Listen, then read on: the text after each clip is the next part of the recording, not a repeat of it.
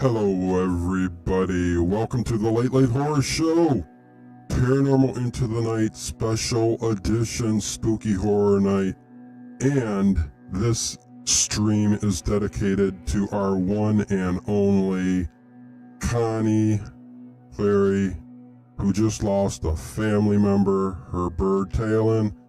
Much love to you, and let's get ready for some spooky stories. These are real spooky stories that I have collected. Some have been sent in to me, and we are going to have a spooky night. Here we go.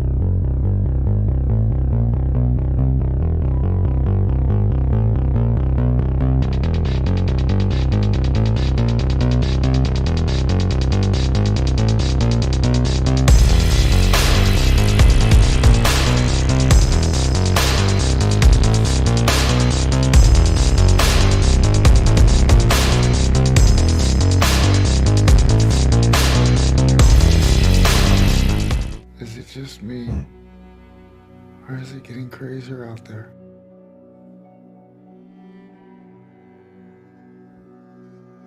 Oh, here we go. Lost in the ghosts. I am sitting here surrounded by ghosts. Here we go with a spooky night of spooky stories. And again, this is dedicated to Connie Clary, who lost her dear Talon today. So hopefully this cheers you up, a little bit of Halloween spirit going on here. I will say hello to Travis DeLuca, CM, Tracy Asteria, Emily Thompson, WWM, Chris W, Rich Cat Ranch, Trotter Horse, Watson, Droon, yep, I said you, everybody. Good to see Overkill.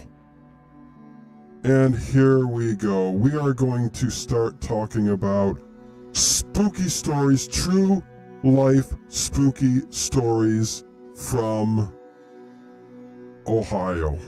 These all come from Ohio, and some were sent to me. This first one sent to me a little while ago, so there you go. I forgot to mention Stump, what's going on, and Some Ordinary Bra. Yo, what up, chat? He says. We are about to get ready for some spooky creepypasta, maybe? I don't know. Here we go. We are going to go, and I do see everybody in the chat. Thank you all for being here. Please be sure to hit that thumbs up. We have 21 thumbs up. Let's get this show to 100. I will be spending the entire hour and a half talking ghost stories. I will be jumping back and forth with the chat. Thank you, Chris W. I'm loving the orange glow of Halloween. Woohoo! Halloween. It is Halloween. I love this time of year. And here we go with the first story. First story is a haunted hospital here in Cleveland. In this story, I won't give the person's name, but this was sent in via email, and here we go. It was around 1994, 1995, when I got hired at one of the major hospitals in Cleveland, Ohio. Of course, not saying the name, but there are several. I had a medical background and was hired for the radiology department. Most of my experience was in patient care and secretarial work. However, I adjusted quickly to radiology. I learned very fast. After the first year, I began to hear stories about a ghost in the basement radiology file room. Every hospital has file rooms where the older patient film cases are stored before they leave the facility to go to special warehouse for continued storage. Back then, we had an actual hard copy X-ray films. Does anyone remember actual X-ray films? I do. This was several years before going digital. After that point, we would burn patient CDs for them to take to the doctor's appointments or surgeries. I would quite frequently go down to the basement to pull basket loads of film, folders for patients to pick up for upcoming appointments, surgery cases, or doctor case presentations. I was in the basement file room, pulling a lot of films for an upcoming presentation. All I had on my mind was getting all those folders pulled so I could get back up to the office to do some of the other work that was waiting for me. I was quite accustomed to an occasional co-worker or physician coming in to ask for assistance in looking for something. I was busy filling the basket when I heard a slight noise over the desk area. I was standing between the rows of tall metal file cabinets. I was right in a line with the workstation where I could see the tall office chair and the computer. I hear the office chair squeak, like someone just moved it or turned it around. Out of my periphery, I could clearly see a man of about 5'8", dark hair, slight mustache, well dressed with dark pants. A white shirt wearing a long lab coat with a stethoscope draped around his neck and his hand on the back of the office chair. Nothing unusual there. I turned to face him to ask him if I could help him. Just as I faced him, straight on, poof, he disappeared right in front of me, leaving the chair he had his hand on twirling around, just like that. I stood there blinking and trying to rationalize what I saw. What just happened? I was mildly startled, but not the least bit frightened. I recalled the story the other girls in the office had told me. I didn't take them too seriously at the time. I thought they were all just slinging bull to me, the new girl. I was rather fascinated to discover that it was true. My previous paranormal episodes in my life rather prepared me for this instant. I could scarcely contain my excitement, but I finished my work that I was doing as quickly as I could. When I got back upstairs to the office, it must have shown on my face. Karen, one of my co-workers, noticed right away. She came up alongside and whispered to me, "Did you meet the doc?" I shook my head in confirmation. I was excited, not scared. I wanted to know if they knew who he was. Karen just shrugged that they didn't really know who he was, but figured out that he must have been a previous doctor that possibly worked there many years ago. She told me when she first started it was 15 years before I did. She was working down there pulling films and sending things up through the dumbwaiter. Do people remember dumbwaiters? Yeah, they never get your order right. Woohoo! That they used for just that purpose. She was just opening the dumbwaiter door to put some folders inside when she saw him from the corner of her eye. She too thought he was a real person. She went to ask him if he needed help when he vanished in front of her like he did with me. She wasn't as calm and collected about the incident as I was. She dropped what she was doing and ran faster than she had ever thought she could run. She went next door to the laundry room where she worked before. She went to the radiology and sat down in their little office to get herself together. One of her friends could see something was amiss with her and asked her what the problem was. She told her. The woman nodded and grinned. She told her, "Don't worry, he won't hurt you." So she says, "My, oh my." She dropped everything. She went next door. Nope, he went to, thank you, Horror Junkie for Life, $20 super chat. Howdy y'all, Dino's voice sounds like Pepe after a rough Saturday night. Doing something a bit different here, Horror Junkie, but thank you, much love to you. Much love to you. On with the story. He comes here occasionally. We'll briefly see him walk and disappear, but he doesn't really bother anyone. She told her that they thought he was just curious what was going on in the hospital now. I surmised with the others that he once worked there and must have been a very devoted to his profession. Possibly that the devotion is what keeps him tied there. I haven't been there now for about 8 years, but I imagine he is still around lurking the halls and scaring people to this day. That was a hospital here in Cleveland, and I know the hospital, and what a scary story. Thank you again, Horror Junkie. I hope everybody is appreciating and liking something just a little bit different and a little bit more Halloweeny, as I like to say it. Halloweeny, weenies, a little weenie for everyone. Listen, Terrence and Richie, what is going on? Good to see you. I do believe I've said Rich Cat Ranch.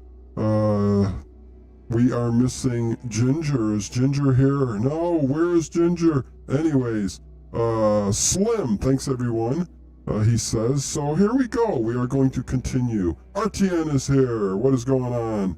Hello to the family. Are we haunted yet? Great stories, says Kathy. I've got some better ones coming up here.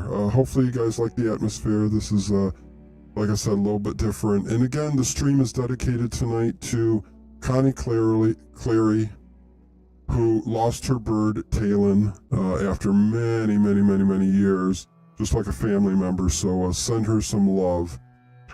With that, on to the next story, right out of Cleveland, Ohio here.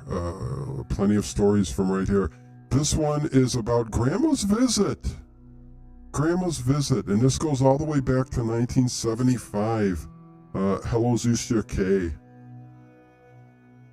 We had just moved in to a nice 3-story apartment complex on Euclid Avenue here in Euclid, Ohio. And it's funny, you guys, because I know every one of these streets, cities, and everything. It was a spacious and beautiful 1-bedroom apartment. It contained a huge living room, which led outside to a lovely balcony. Off of the living room was a dining room with a large folding door closet. And opposite the closet was the entrance to the kitchen, which was considered practical size for an apartment. We had a very big bedroom containing a large walk-in closet. We resided on the 2nd floor. In order to enter the apartment, we had an outside metal door that was painted white. To get in, one had to enter from the outside stairway downstairs and walk up to the next level. That metal door made a very distinct noise when open and closed. I'm mentioning that door for a reason that will become clear. I must explain that Bill had a great deal of trouble holding a job. He had a condition called laziness. Oh, hitting hard. If something involved actual work, he wouldn't and couldn't do it for more than a week or 2. If it wasn't for me working, we never would have gotten that nice apartment. Anyways, it was on my day off. I worked at a hospital as a nurse aide, and we got days off in the middle of the week if we had to work weekends. Bill was at work, and I chose to go back to bed for a few more Z's. I was laying prone on my stomach when I heard the outside door in the living room open and close. Like I said, you couldn't miss the sound of that door. I called out to Bill, thinking that he's lost another job again, and was coming home to give me the song and dance routine why he lost it. I heard no reply. I called out again. Again, no reply.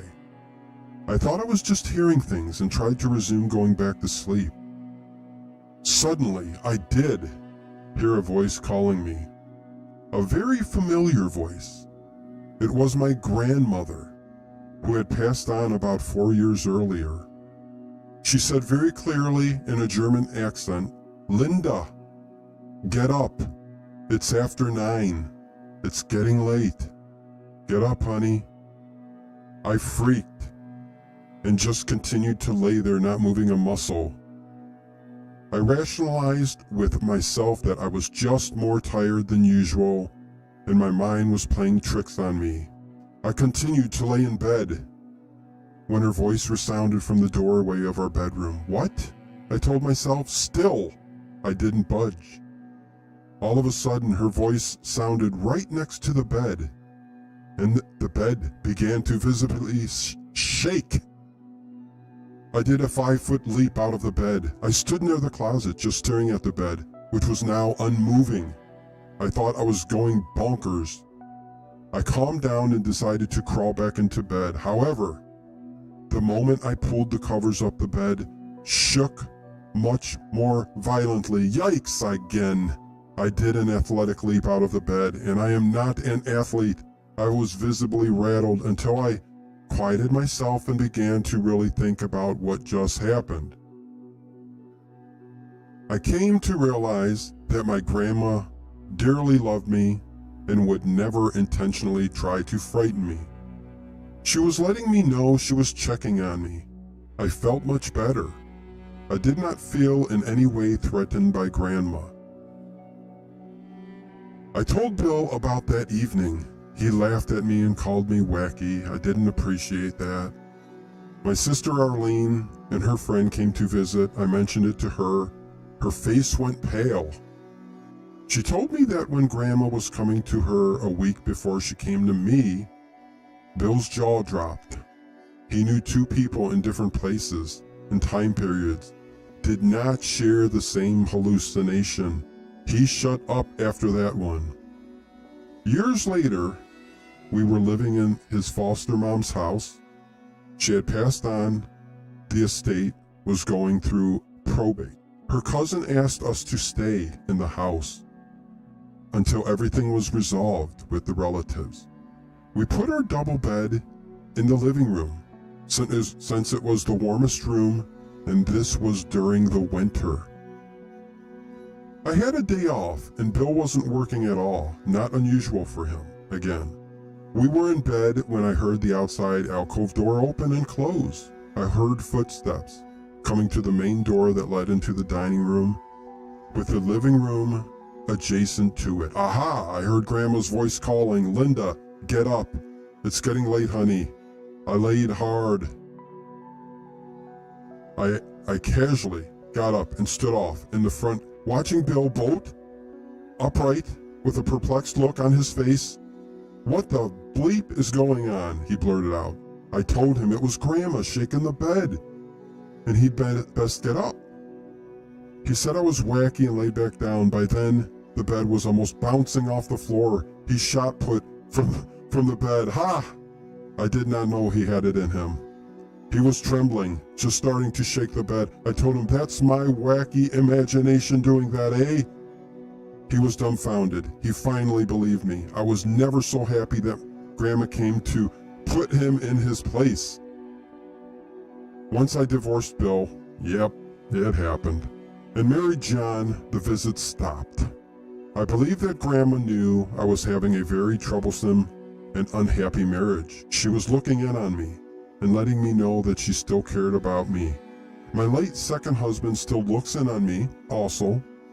I believed loved ones are never quite loving, worrying, or caring about whose they left behind. They left us about from time to time. That's a nice feeling. So, there you go.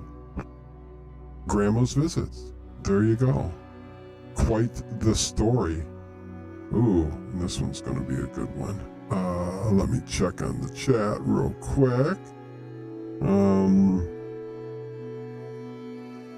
Love the voice effect. Thank you, thank you, thank you. I do hope you guys are enjoying something a little bit different here. Shaking the bed, that's one step below levitation. Yes, it is.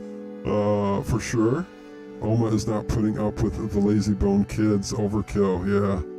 Another great story. Thank you, Tracy. Appreciate it. Richard Speaker. Question mark? What's going on? Here we go. Next story. On with the next story. Rich Cat Ranch says, "Oh my God, this is spectacular. Thank you very much, Sam Barker. This is cool so far." I do hope you guys are enjoying this. I love telling ghost stories. I'm new to this, so give me a chance. Awesome, Dino. Thank you, thank you. This one is... It's called Skull Scare. Skull Scare. So this took place in the mid-'80s, when I was 11 or 12. My mom was an art teacher back then, and my best friend's mom was an artist. So there were a lot of artsy things floating around our two households. Cracked pottery, sculptures, fancy drapes, costume jewelry, you name it. But the one that took the cake was a real human skull that my friend's mom used for sketching, model sketching. How she came to own it, it's unclear to me. I do know that it wasn't a deceased family member. The first incident took place on an extremely cold evening in January. My friend invited several of us over to her place to hang out. The reason I mention the cold is because she had dark thermal drapes in her room. The drapes kept out the chill, but they also blocked out streetlights, headlights, and whatever natural light was left that day. We decided not to turn on the lights and lit a couple of candles instead.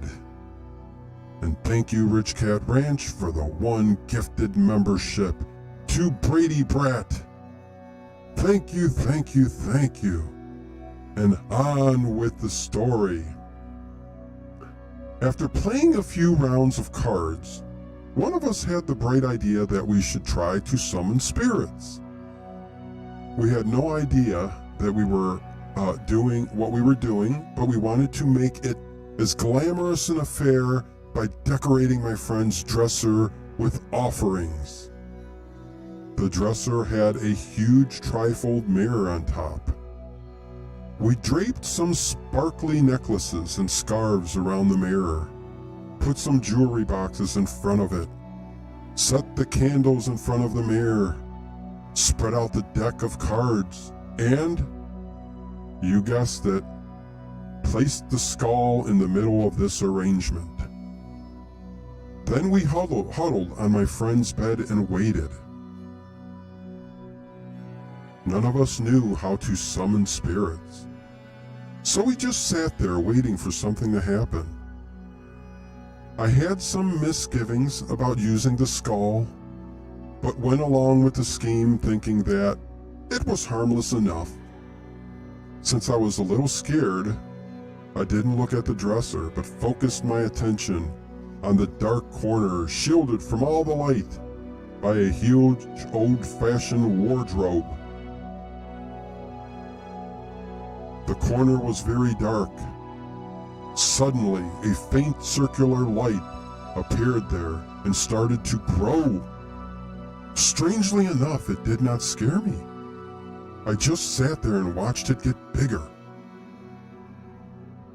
It felt like a friend's 3-year-old brother burst into the room. Hold on. I skipped the sentence. It felt like a long time, but I doubt that it lasted longer than a few seconds. Suddenly, the bedroom door flew open, and my friend's 3-year-old brother burst into the room, banging pots, lids together, offering to fry us an egg. The light from the hallway poured into the dark bedroom, and the faint circle of light disappeared. Pause. Terrence M. Ritchie. Thanks, my friend, for the gifted membership. And the gifted membership went to Jack Anderson. Thank you, Terrence M. Ritchie. Thank you, thank you, thank you. And on with the tale. I asked my friends later if any of them saw anything. They said they didn't, but they were looking at the dresser and the mirror. I was the only one who was too scared to look at the centerpiece. I tried to convince myself afterwards that I only saw something perfectly natural. Perhaps it was a ray of light that preceded the opening of the bedroom door. I argued. Unfortunately, no explanation seemed completely adequate. Light from the door would have started as a linear streak, not a circle. Maybe darkness messed with my vision, but then again, perhaps we were all saved from a massive scare, or worse, by a 3-year-old chef. The following fall, my mom borrowed the skull for sketching. For a few weeks, it sat in the middle of our fancy dining room table. The kind that only gets used at Christmas. Yep. As I didn't have to see the skull at night, I wasn't particularly scared of it, but generally preferred to steer clear. Several weeks into the skull's temporary residency, my mom called me in the dining room and asked me to bring a duffel bag. She seemed very concerned about something. When I arrived with the bag, she loaded the skull in the bag, told me not to touch the skull, and asked me to take it back to my friend's house as soon as possible. I was really spooked at that point and ran rather quickly to my friend's place. When I got back, my mom breathed a sigh of relief and told me that she thought the skull was really bad energy. You think? A few weeks later, she explained, after she brought the skull home, all kinds of little things started going wrong. Nothing really serious, just annoying little things. She didn't elaborate, but said that soon as the skull left, everything went back to normal. So there is the story of the skull. Wow. And here, the next story is going to be about a Ouija board. So there you go. Let me look at the chat. Thank you all. Much love to each and every one of you on this scary, spooky evening of spooky stories. I think monks are inherently scared. Do I look like a monk tonight? I was going to have the plague doctor do something, but yeah, I left it to me and my alter ego and dimmed the lights.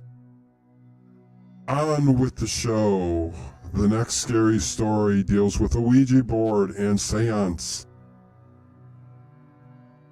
When I was in my early teens, I used to spend a few weeks each summer at my grandma's farmhouse, out in the country. The house was very old, complete with a root cellar under the kitchen and a rickety staircase. The front part of the house was bright and airy and happy, but the back part was gloomy and creepy. We mostly used the back as storage and rarely went there. The house didn't generally have bad vibes, but I felt like the happy front part of the house was besieged by darkness lingering in the back and in the creepy root cellar underneath. I was never 100% comfortable there. I had a house like that, but there was nothing I could do. Overkill member for 8 months at level 1. Thank you. You can hear Art Bell shout, "Not the Ouija boards. Do not mess with the Ouija boards." No, no, no. But I did. Great show. This tablet misspoke. Richard Speaker, thank you. Welcome Psychology Noir with Dr. Lund. Zusha says Dino sounds like the demon's voice in Session 9 movie. On with the story. One time, my grandma was out grocery shopping or visiting a friend, and I was left alone in the house. There weren't many kids my age in this tiny town. I mostly had to fend for myself for entertainment. TV reception was terrible.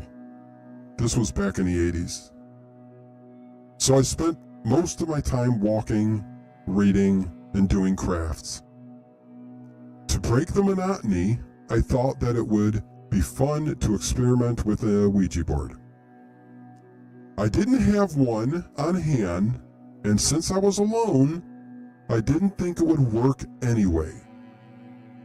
Then I recalled that a friend once told me that would supposedly move. The friend told me that instead of a Ouija, you could use a needle suspended over the alphabet drawn around a circle. The needle would supposedly move and point to letters in response to questions. It didn't sound very legit, but I was bored and decided to try it. Sam Barker, member for 2 months at level 2 support. Great show, Dino. Thank you, Sam Barker. Thank you to all the Late Late Horror Show people for being here. I'm trying my best, Chris W. First time. I will get better at this. I plan on more. Moving on. I drew letters around a circle and suspended a needle on a thread over it. The needle settled, pointing to the center of the circle. Thank you, gravity. And did not move again. But I wasn't going to give up that easily. I figured that if I rested the point of the needle in the center and tilted the needle a little by lowering its top, I could get the top to spin around while the tip remained anchored in the center. Then the top was bound to settle, pointing to the letter. This time I had the laws of physics on my side, so the needle did indeed point to different letters each time I gave it a whirl. Pause. Rich Cat Ranch, member for 2 months at level 1. Love to you, Dino, and all of the Late Late Horror Show fam. Thank you, thank you, thank you to each and every one of you. Don't forget the Old Time Radio Show overnight tonight. Spooky shows all night long. And on we go with the story. I'm sure I started with some silly questions about which boys like me, and I'm not sure. I got some gibberish answers. It wasn't really working. I was ready to give up, but decided to ask one what my profession will be when I grew up. The needle spelled the word shoe. This freaked me out. I ran out of the house and sat in the yard until Grandma returned. Once back from summer break, I told my friends about what had happened. We had a good laugh about it, about me becoming a shoe. Several years went by and I had forgotten about the incident entirely. It all came back though when I find myself working in the shoe department at a large store. Interesting Ouija story. Hopefully you guys enjoyed that. And with that said, oh, I know exactly where this story is, and this story is a bit long. Let me go on with this one. Checking the chat real quick. Horror Junkie, I need to get some Ovaltine now that it's getting colder in the evenings. Hot Ovaltine. Very well, Horror Junkie. Please remember, hit the thumbs up button. Hit the thumbs up button. We are only at 48 thumbs up. I know we are all entranced in the stories, but please hit that thumbs up to get to 100. Now, Medical Babe 2ID says good evening. Good evening, Medic Babe 2ID. Good to have you in the chat. Good to have you on the Late Late Horror Show. Oh, you see 50. That's 2 more than was 30 seconds ago. Here we go. This is a bit of a longer story, but a good one. I will read it nice and slow. You can also tie a string to a crystal. Ask questions and spin. Left for no and right for yes. Yes, Droon, I did that when I was young. Here we go. It took me over 40 years to write about this account with a calm and analytical frame of mind. Initially, every time my husband and I tried to write about it, we'd get rattled and discontinue it. We wanted to send this account to the well-known parapsychologist Hans Holzer to add to his files, but we never got around to it. I assume if you're reading this that you're a believer. So here goes. One of the most powerful experiences happened in my mid to late 20s. Shortly after my divorce from Bob, my first husband. I met John as a blind date, and amazingly, we immediately clicked. He fell for me at first sight. It was a second marriage for both of us, and it took us a few months to get adjusted to each other. But we were so very much alike it was spooky. Pardon the pun. He was living in a house on Erie Road, not too far from downtown Willoughby, Ohio. This particular house I was familiar with since I was a kid. The neighborhood kids and I used to ride our bicycles past that house on Erie Road in the summer months. Every time I looked at the house, I got that crawling scalp feeling. I could just sense something wrong about it. My gaze was usually drawn to the third floor upstairs window that I later discovered was an attic. I felt something up there to be looking back at me and letting me know, yes, I'm here. Just keep riding on. I instinctively knew the house was haunted. Not just because it was a decrepit, run down dwelling over 100 years old, but because it just felt like it. Many years later, I never imagined that I'd be actually living there with my second husband and his mother, Mary. Mary was divorced from Tom, her second husband, and needed somewhere to live.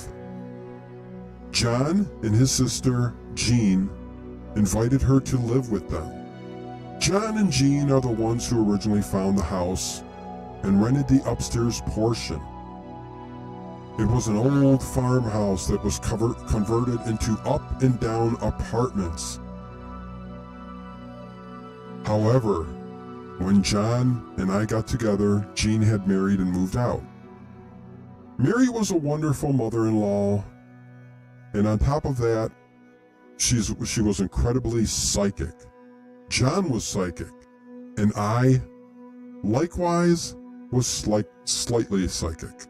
Now, you got three psychic individuals in a haunted environment with an electrical power substation in a wooded area, not even 80 yards behind the house.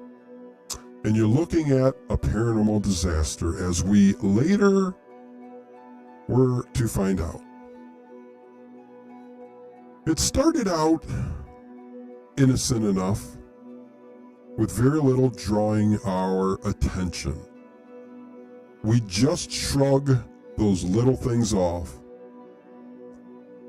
However, the more we settled into a home life routine, the more things began to get noticed. Incidents like apports. That is to say, solid objects disappearing into thin air and turning up most likely in the most unlikely places. When you could put a coffee pot on the stove, leave the room for a few seconds, go back, the pot is gone and cannot be found anywhere. A day later, said coffee pot turns up in the refrigerator. Give me a break. All sorts of items were going missing to be found hours or days later. We'd hear our names called out with no one there. Being touched with no one nearby. Hearing sounds that cannot be accounted for. Going away for a few hours and coming home to the kitchen floor having 2 inches of ice-cold water on it. No water was left running. There was no rain, and the roof didn't leak. We began to doubt our sanity until we realized that the house was in fact haunted. Mary, being Catholic, sprinkled holy water around, but it may as well been chocolate syrup. In fact, things escalated to a fever pitch. Outbreaks of millions of baby spiders swarming all over the ceiling of John and mine's bedroom. Later there was an outbreak of millions, no exaggeration, of millipedes, little wireworms crawling out over the inside and outside of the house, even spilling out into the front yard. A super nightmare. Pause. Tracy Asteria, a member for 8 months at level 2 support. And this stream, she says, is dedicated to you, Connie. We all love you. XO. Hugs and kisses. As scary as this is, yes, Connie, this is dedicated to you tonight. Hello, Roger Stephen Mack. Texas Patriots. And on we go with this super nightmare. Another time, I was alone in the living room, seated on the couch with the dog. Bumpy was my dog's name, at my feet, reading a book. Suddenly she rose, staring at the ceiling, began a low growling, with all the hackles on her back raised and trembling against my legs. From the far end of the house, directly over the kitchen, I heard up in the attic heavy footsteps. It sounded like a very large man with work boots on, walking from the end to the living room right over the head.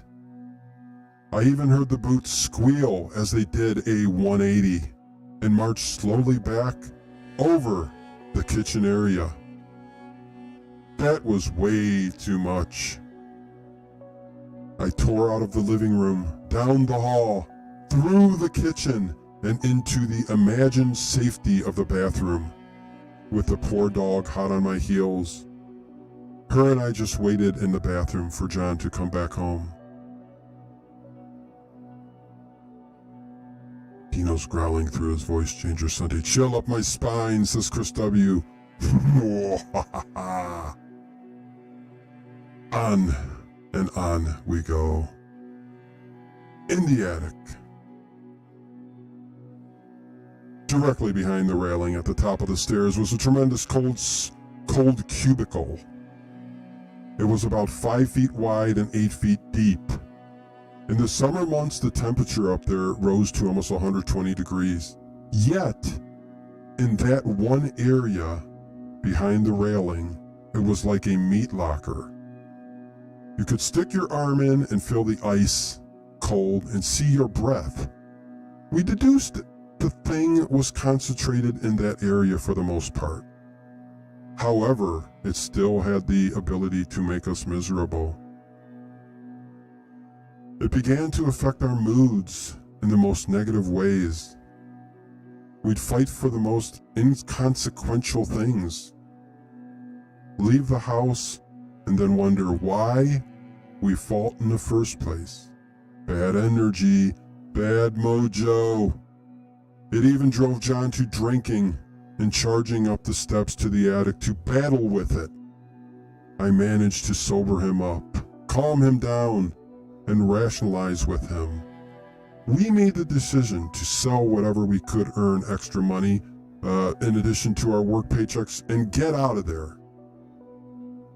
If something doesn't want you there, you cannot reason with it. Just get out. Just get out. When we found a nice mobile home in West Park, Cleveland, we loaded up our car with all our belongings and 2 dogs and left so fast that we left a vapor trail behind us. We never looked back.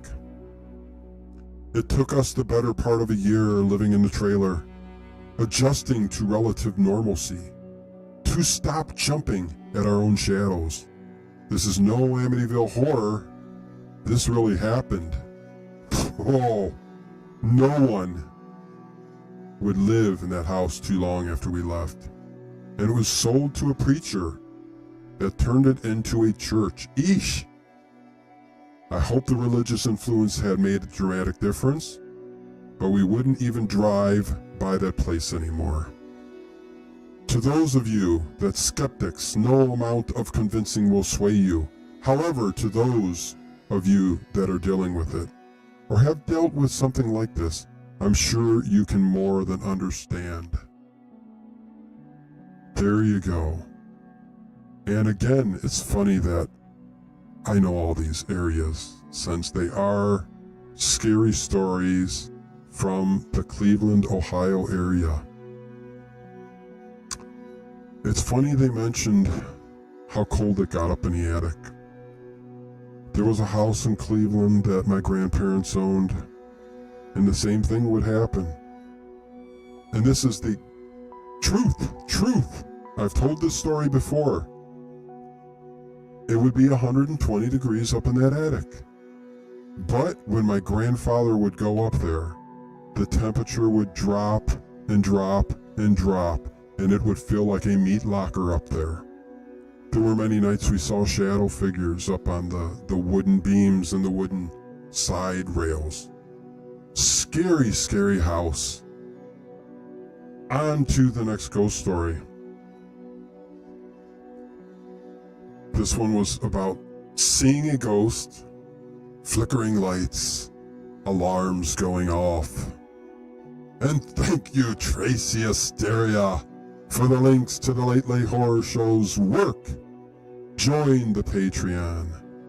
Please, if you are out there and you haven't joined the Patreon yet, please do so. Or join the channel. You get movie nights, horror movie nights, every Friday at 8 p.m. Eastern Standard Time. So please join the channel. Roger, Stephen Max, this show is epic. I like the ambient background music. Thank you. There's a book called Haunted Cleveland. There is Connie Clary. There she is. Much love to you. Much love. This stream is dedicated to you, Connie Clary, and to your love, Kaylin. And on I go with the next ghost story.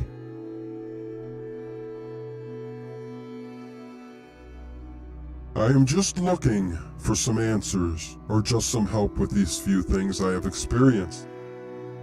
So I'd really appreciate any feedback that you guys have, says this person. I just moved out of my old house less than a week ago. I had a few things happen in that house. I had a lamp in my bedroom that was constantly turning on whenever I turned it off. My parents are also divorced, so whenever I wasn't in that house, the alarm clock in my bedroom would go off. It would go off all hours of the day. My dad was constantly having to go and turn it off. We had no idea what was causing it. I also had 2 things happen in the middle of the night. One night I woke up and I was freezing. I rolled over to get a blanket and saw a ghost figure standing in the middle of my room.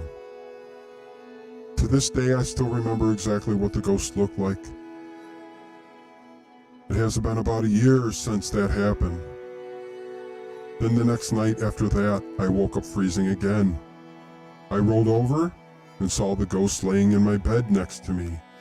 I was so scared, I just hid under the blankets and went back to sleep. We recently moved into our new house, and the renters in our old house have never told us about things happening. They said that in the living room the curtains were swinging back and forth, and the strings that hang from a fan were swinging back and forth. These are not really haunted things. It sounded shocking to me, but I knew there was something in that house. I had haven't experienced anything that big again. Another thing that happened was that the locked door opened also in the middle of the night. One of the women woke up and felt something brushing the top of her head, parting her hair. It wasn't even been a week since we moved out, and it's shockingly that they are seeing things this quickly. I decided to submit this story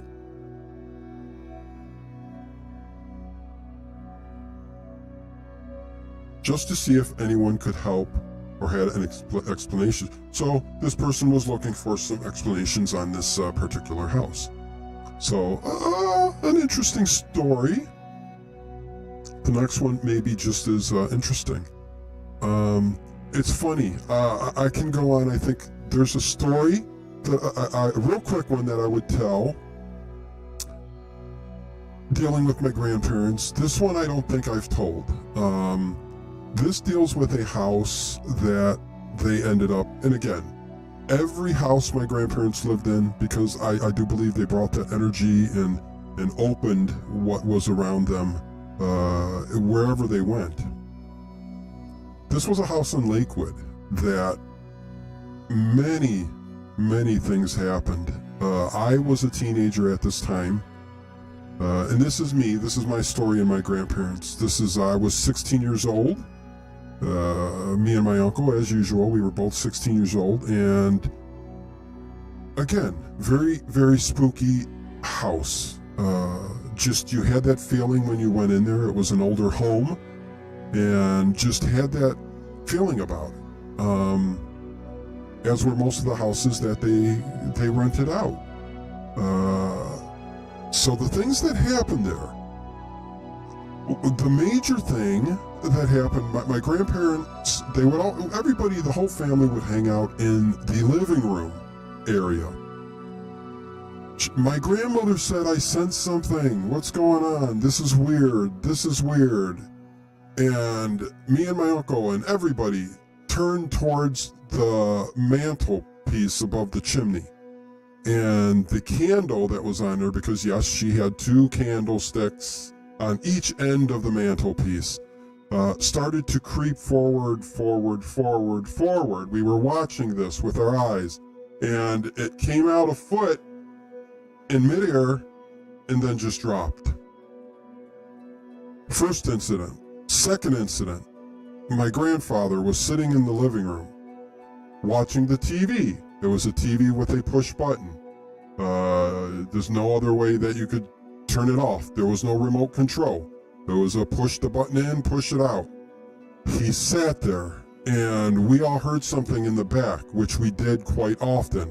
There was a hallway that led upstairs with a long cord, and it would always be flickering, no matter how much it was fixed. The light bulb was fixed. He turned back there, and the TV went off.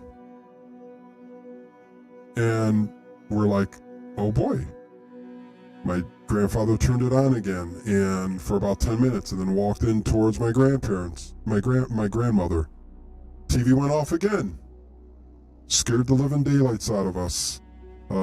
Scariest thing was that hallway where that light would constantly flicker, where I think a lot of the energy stood, and that basement.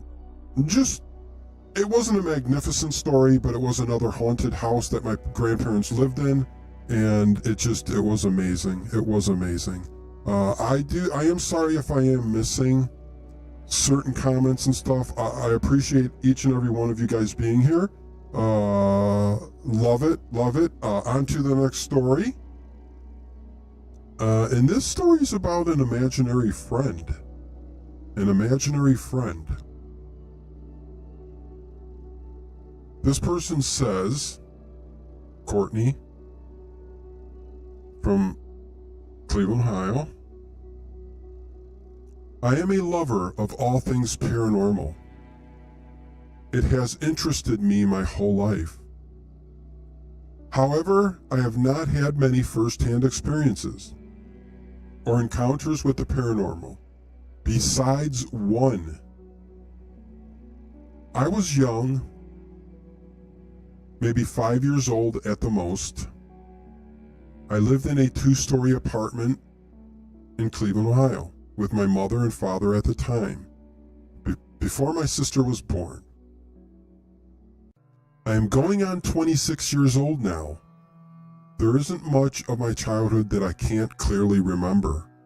It seems over the years, everything becomes more and more fuzzy, like I am trying to tune the static out of the old TV.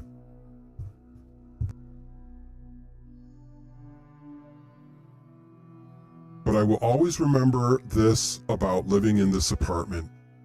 I had an imaginary friend. I remember having an imaginary friend very distinctively. My imaginary friend was a boy. He didn't have a name that I can recall. I remember locking myself in my room for hours and playing, jumping on the bed, playing with my dolls, talking to him. But that is the extent of what I can remember about him. It wouldn't be until years later, after we moved from that apartment and I was older, that my parents would share a story with me that haunts me to this day. They knew I had an imaginary friend. That was all I did, day in and day out. I developed this imaginary friend after we had moved into this apartment, according to my parents. I started doing bad things, things that I normally did not do prior to having this imaginary friend. I would have accidents on myself and pee on the floor in my room like a dog. I would lock my cats in the trunk that sat outside of my door in the hallway. My attitude and the way I talked to my mother seemed to get worse too. When confronted about my actions and the things that I was doing, they said I would blame it on my cousin Amber, who had never even been over before. My mother in particular has always told me that she hated my room in that apartment.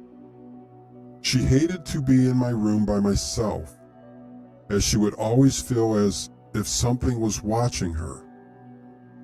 There was one day in particular where things got really strange. My father was working a 3rd shift job at the time. He had worked some overtime that day and came home and wanted to go to sleep. He walked up the stairs, past my room, where my door was shut, and into his room across the hall. My parents' story about what happened has never faltered or changed as many times as I've heard it. My dad could hear me in my room playing with what seemed to be another kid. He heard 2 voices. I suppose I could have easily been replying to myself in different tones to give my imaginary friend a voice, except he claims there were times our voices overlapped and he could clearly tell he was hearing 2 different children laughing, playing, and being kids. He called for my mother to come to the room so that he could tell her to go tell me, and that neighbor boy to keep it down so he could sleep. My mother insisted that she did not hear anyone else with me, and that there were no other kids in that room except me. Sure enough, when they checked, I was alone. Not sure when we ended up moving from that apartment, but we did. My parents claimed, like flipping a switch, As soon as we moved out, I no longer had an imaginary friend. I cannot sit here and tell you that yes, it was a ghost, because, well, I just don't know. I for sure know and remember the imaginary friend. I can't ever recall that anything weird ever happened to me during this time, like hearing him or seeing him. I only remember the act of acting like there was someone with me to play with, and speaking at this thing that I could not see. But to my parents, there was definitely something more than just a child playing make-believe. To top it all off, a few years later, a friend of my dad's moved into the same apartment with his daughter and son. They knew nothing of the experience we had in the home. Imagine how my parents felt to learn that their friend's daughter took my old room. In a few weeks upon moving in, she had her very own imaginary friend. She continued to have an imaginary friend until the day that they too moved from their home. This story is one of my most prized possessions. When the topic of ghosts is on the table, it is the one I whip out. It is eerie and somewhat unsettling, but it 100% is true. This apartment is relatively close to where my grandparents currently live, and have lived for many, many years. Over all these years, there has been a handful of occasions where we have drove or walked past it. I find that every single time I find myself looking up into the window of what used to be my old room, wondering if he might be looking back at me and remembering me. That was imaginary friend.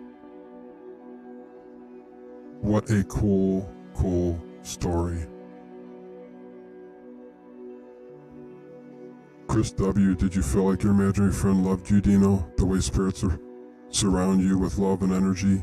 Does Dino's voice sound different to anyone else tonight, says Dennis. Denny. Yes, that is a creepy story.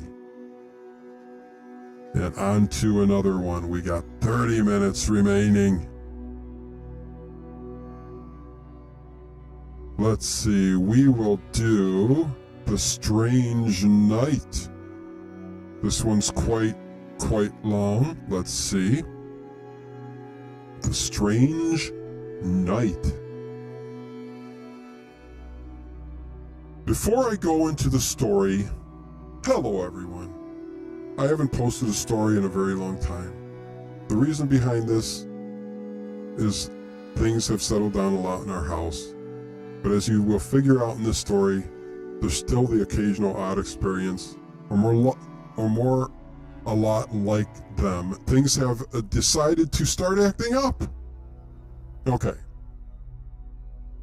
It was pretty late, I would say around 1 or 2 a.m., when me and my mom began having some strange incidents happen. My dad was asleep since he had to go to work early the next morning. So it was just me and my mom who were awake. My mom decided to camp out in the room and watch movies with me. We were in the middle of watching a series on my laptop when I felt my mom jump. Worried, I looked towards her. She was staring down at the bed sheets. And the first thought that came to my mind was there had to be a spider or something on the bug or a bug in the bed, just by the scared look on her face. I began saying, "What?" in a worried tone. Still startled, she looked up at me and she said, "Oh my gosh, I swore I just saw blood." She then said, "I know that I just saw blood on your sheets." Don't go there. I would like to add that I do not have hot pink roses and green leaves on my sheets, but they look nothing at all like blood, and there was no way she could have mistaken them for blood. But in order to reassure her, as well as myself, I told her, "Are you sure you actually saw blood and not just the roses?" I also told her that sometimes when you glance at something, you just briefly, you may think you saw something that was actually there. Trying to let her know that you probably just imagined it. She was so scared though that she thought she saw something may have happened to one of her family members, and she thought that was why she saw the blood. She started scrolling through her messages in her phone to see if anyone had messaged her. Seeing that she had 0 messages, she walked downstairs to make sure all the doors were locked. To be completely honest, at first, I didn't fully believe my mom when she told me she saw the blood on my sheets, because it was very late, and I knew that we're both pretty tired at that point, but I didn't think that she hallucinated the whole thing, because she was tired plenty of times and has never seen anything. When she got so worked up at this incident and started being so adamant about the whole thing, I believed her, and she had me completely freaked out as well. We both got up, we took showers since we were way overdue for them. Oh boy. Considering it was practically morning already, we were both creeped out. Still, so we ended up turning on half the lights upstairs. Before either of us could even leave my bedroom, my mom opened the door, and there my cat was, all wide-eyed, sitting in the front of the door like a statue, staring right at the top of the door. Everyone's first thought would be, "Oh, he just sees a bug," or "He's just being weird." But I know for a fact that animals can see things that we don't, and it was too big of a coincidence that he was acting like this right after my mom sees something strange. We both looked at the door for an insect or anything that could be causing his intention, but there was nothing. Even after my cat walked away from the door after a few minutes, he was acting like himself. He wasn't acting like himself. He acted almost as if he had been spooked by something. He was jumping at every noise we made and walked around every room looking at every wall, ceiling, and floor as if he was looking for something. It was peculiar for him to be acting like this. We didn't even want to take our showers alone. Oh boy, this is getting in some territory that I did not anticipate. Okay, after their showers, we went back into the bedroom and laid down on the bed. It wasn't long before it sounded like creaking on the floor somewhere in the room. I would have liked to say it was only my imagination, but this time my mom was with me too, and she heard it as well. She had been the first one to say, "What is that?" I just said that we were being paranoid and laid back down. Very skeptical she was, this girl, for going through so much. I hope Dino's Halloween is good as the Halloween he is giving us. Thank you, Chris W. Yes, yes, yes. And on with the story. Shortly after, the creaking in the hallway started, and my mom immediately heard it. Before I continue this part of the story, I have to say, this isn't the first time I heard the creaking in the hallway. All of the bedrooms are separated by the hallway, but I never liked looking straight out into the hallway, so I have always slightly closed my door before going to sleep, so I don't have to see out into the dark hall. But every other night I can always hear what definitely sounds like walking in the hallway. It's very, very loud, creaking on the floor, and I just know someone is walking out there.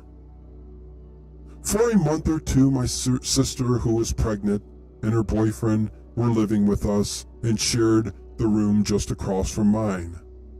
So I came to the conclusion it was just one of them walking to the restroom through the night. But it continued long after that they had left and moved out. One night when I heard the walking in the hallway once again, I decided I would figure out what was really going on. Good idea. I was a little fearful to open my door, so I peeked out to see if the bathroom light was on, which would tell me if that my mom or my dad had just been walking in the bathroom, but all the lights were out. The creaking started up again, and at that point I was fed up with it. I turned on my light, threw open the door, and oddly, the creaking just stopped. I saw that everyone was asleep, so I then knew that I was right. Something strange was definitely going on. When my mom heard the creaking that night in my room, it had already been happening to every other night, but I refused to tell her that. I wasn't about to freak her out more than she already was. I have never in all my years of living in the house slept without some kind of light in my room. It sounds childish, but I truly am scared of the dark, and I refuse to sleep in the dark. Therefore, I have a small crystal sort of nightlight sitting on my dresser. After a little while, the nightlight began to flicker, like it was shorting out. Only when I walked on the cord, I had already walked on it a bit too much, so it completely came unplugged, leaving us in the dark. We found the light switched and turned it on. My mom walked over and plugged the nightlight back in the wall. My mom then went into the restroom. I knew that I wasn't going to get a chance to use the restroom again, since I would be too creeped out to walk out into the room alone that night, so I decided to use a bathroom as well, since my mom was already outside in the room, so I didn't have to be alone. When we walked back into the room, the light switch in the room was of course still on, but the night light was again unplugged, except this time I was walking on the cords at all. I wasn't walking on the cords at all. I found that pretty weird. It was for sure a very strange night for both me and my mom. I camped out with my mom in her room for 2 days after that night. I would like to make fun of myself for that, but does anyone blame me? The night before I returned to sleeping in my room, I was watching TV with my mom in her room. Out of nowhere, the Alexa device in my room began talking, which we could clearly hear from my mom's room since the volume on my Alexa was all the way up. The Alexa said, I'm not sure about that. Something would have had to say Alexa. And then asked her a question for her to be talking at all. I had weird things happen with the Alexa in the kitchen, which I told the story about in previous stories, but this time was the Alexa upstairs in my room. I hoped it would never happen again. At this point in time, it's obviously clear our house is haunted. By who, I'm not sure, but the little things that happen in our house creep me out, of course, but other times, not even surprised. There you go. Yes, the Alexa ghost, the haunted Alexa. It was a strange night. You know what? I wasn't very fond of that story, to tell you the truth. Let's see. Let me make sure.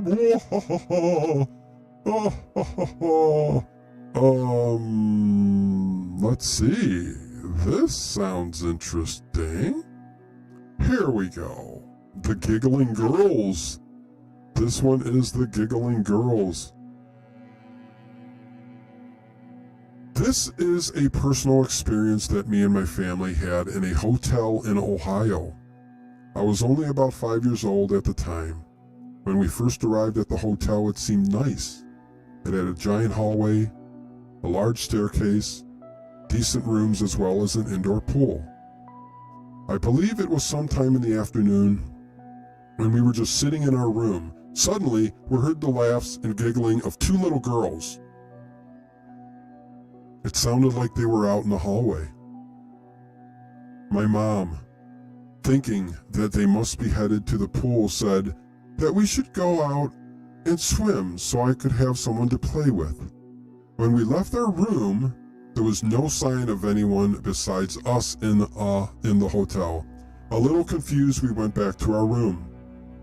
The next day we were checking out of our room, getting ready to leave, My mom said to the lady at the desk, "The little girls upstairs were running through the halls all night." The lady just looked at her and said, "No one else is in the rooms upstairs." After that, we were even more confused and didn't know what to think. We clearly heard them, as if they had been inches from the door. My aunt did work there for some time, so after we left, we immediately told her our odd story. She seemed pretty surprised, and then she asked, "You don't know about the stories of the hotel?" Duh. There were rumored to be 2 little girls who died in a fire at that hotel. There were many people that said they could hear the laughter of them still in the halls. After that, we were all completely freaked out. Apparently, the hotel was rumored to be haunted. We had no idea the entire time we were there. This may seem like a petty, pretty cliche story, but it happened to me and I found it very creepy. And it's something I will definitely never forget.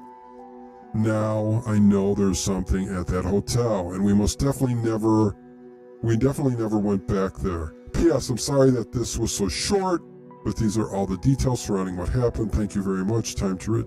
Thank you. That was a very wonderful story. And yeah, it's the little stories that are unbelievable. Peg Clary, one day our dogs were playing and the birds were making their noises when they all went dead quiet. Then seconds later, there was an earthquake in Lake Erie. Yep, Peg Clary, that happens. Animals always sense earthquakes before they happen, or right prior to. Have some time for maybe another story or two. Here we go. This may be a very good one. I love anything. There's something I never told you guys about myself either that involves something, again, with everything I deal with in my life, early on in my childhood, from the age of 6 years old to about 12, I have had what they call night terrors, which, if you know what they are, they're scary as hell.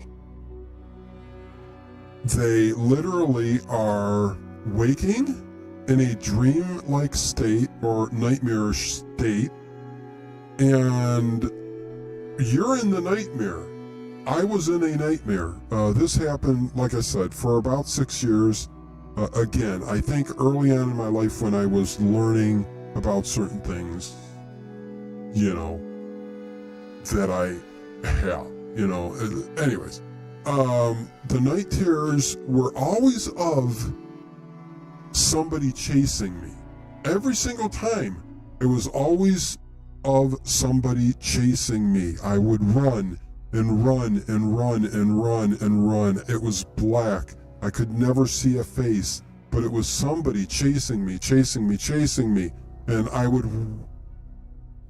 my parents said I would run through the house, up and downstairs, half killing myself, just leaping stairways. I never remembered an instant of anything except for the nightmare until I was splashed in the face with cold, ice-cold water. It was the only way they could wake me up. It was terrifying, absolutely terrifying. Night terrors are the worst thing children can go through ever. And I dealt with them for many, many years. And I have no idea what they were about.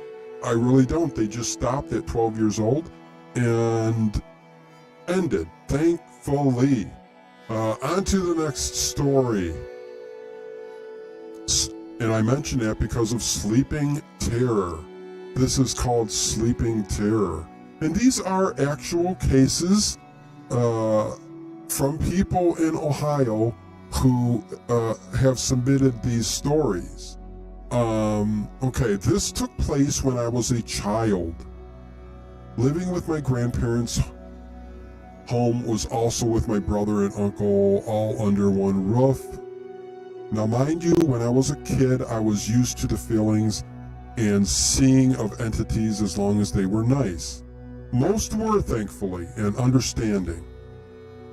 When I was young, I was afraid of the dark, and when it was my bedtime, I would turn on my Christmas lights, which used to be my bedpost just so I can sleep. It was pretty nice. I always loved it, making it easier to rest and sleep. However, one night in particular was frightening. On that night, I was being bad, and my mother decided to punish me by taking the lights away. I was terrified and was crying, pleading for my mother to not take the lights. No matter what I said, she wouldn't listen and put them in her room. Now I was young, crying child in pitch black darkness. That was the night in my room, alone and afraid. I looked on in fear in the dark void. That was my room now, and suddenly felt an overwhelming tiredness over me. Out of nowhere, I tried to fight it, but with no prevail, and soon passed out in deep sleep. Unknowingly, when I fell asleep, I woken up in an astral state. This particularly astral projection was like what you see in the Insidious movie. The room was my room, but a dark version of it. I was facing the wall that my bed was against, and instantly felt something behind me, breathing on me.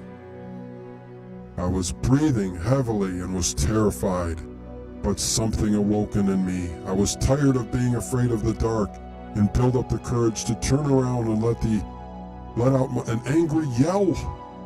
As I did, I could hear a man yelling back. It was deep and almost an echo. Only a second passed before I bolted awake. I was shaking and looked in my room to only find nothing. Ever since that night, I was never afraid of the dark and slept without my Christmas lights. I always thought of that experience and how so real it was to me. It wasn't until years later that I found out a man killed himself in our garage. Could it have been that man? Could it be my dead family members?